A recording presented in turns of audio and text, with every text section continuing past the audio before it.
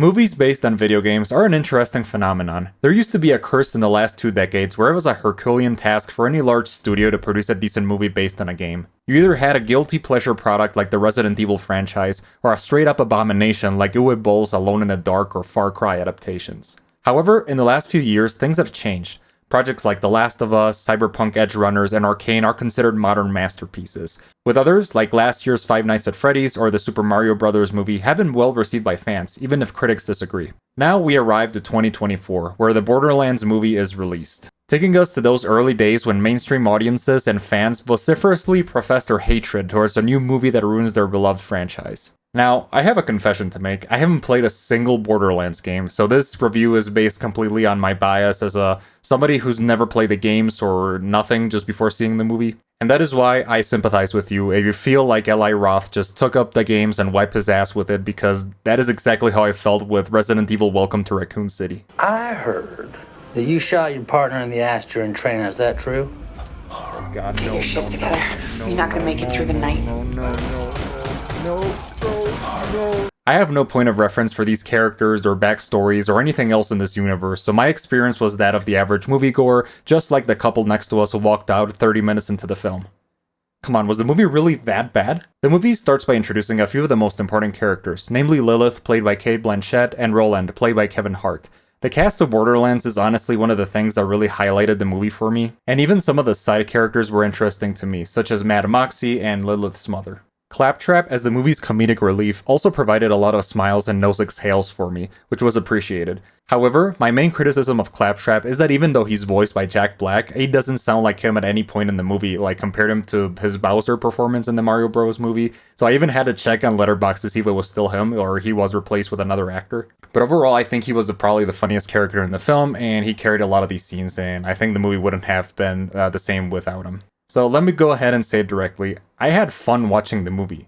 There were 2 specific scenes where I just went ahead and said, this is pretty entertaining. The first of those 2 is right after Lillith rescues Tina. There was like a car chase, and I thought it was pretty fun, really well choreographed, fast-paced. And the second is where they go into the underground area. There was the iconic shot where they open like the manhole, and then the camera looks at all the characters, the cast, and then they go in, and there's a couple action moments where they fight some psychopaths underneath.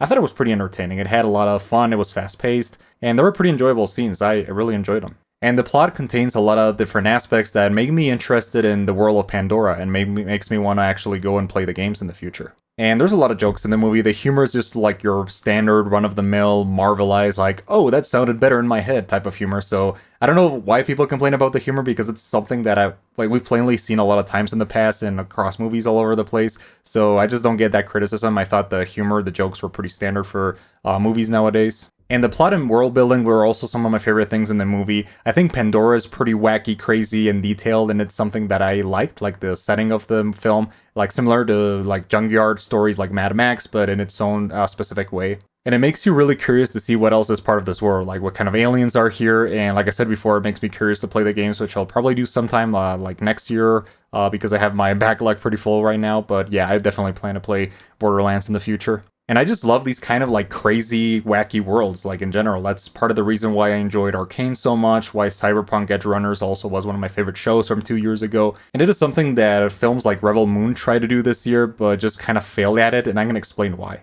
Now that I think about it, Rebel Moon is the perfect movie to compare Borderlands to. Like this one, it was universally criticized by its awful writing, and its inability to chew more than it could bite.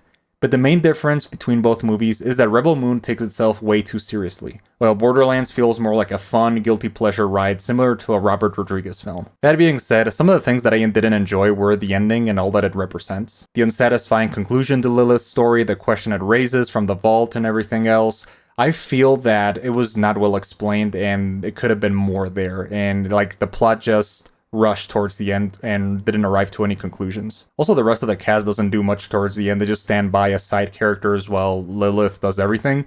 And we don't get satisfying conclusions to their characters in this movie, which honestly we're probably not going to get a second one. And there were a lot of moments where I thought to myself, like, okay, I can get now why people don't like this movie. So to recap, I think the movie had problems in terms of style, and some of the performances were stiff and some others didn't. For example, I love Kevin Hart's performance. Love Kevin Hart. Yeah. Everything about him. I love Claptrap, and Cate Blanchett was decent, but some of the others were like, I think it could have been better with the side characters and some of the other cast. A lot of things are not explained well in the planet of Pandora with Lilith's backstory, what everything means, and that adds to the problems, but I don't think it's that big of a deal. However, I enjoyed my time with the movie. I like wacky characters and storylines and like world building that is unique. Like I said before, the action was entertaining enough and across the whole movie, and it has like that distinct Eli Roth style in the film, like something you can see in Thanksgiving and some of his other movies, which is like present in subtle ways, even though the film feels more like the studio had interference, but